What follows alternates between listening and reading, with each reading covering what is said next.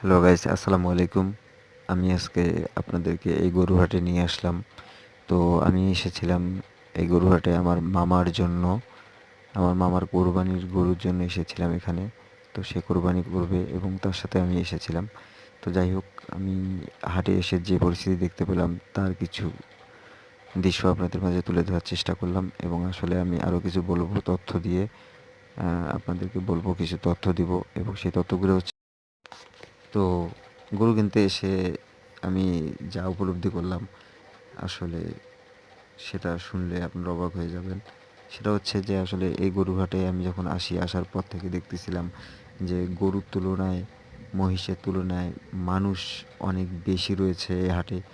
মানে অর্থাৎ এক কথায় বলা যায় গরুর তুলনায় মানুষ দ্বিগুণ রয়েছে। তো এই পরিস্থিতিতে আসলে এমনিতেই খুব গরম, তার মধ্যে জীবন অতিষ্ঠ হয়ে যাচ্ছিল। যাই হোক, যাই হোক, এই ছিল পরিস্থিতি হাটের। এটাই আপনাদেরকে বোঝাতে চেয়েছি যে আসলে এই গরুর হাটে যখন আসার পর থেকেই দেখতেছি গরুর তুলনায় মানুষের সংখ্যাটাই বেশি। এই হচ্ছে একটা জটিলতার মধ্যে পড়ে গিয়েছিলাম আমরা। এই এতটুকুই জাস্ট আপনাদের সাথে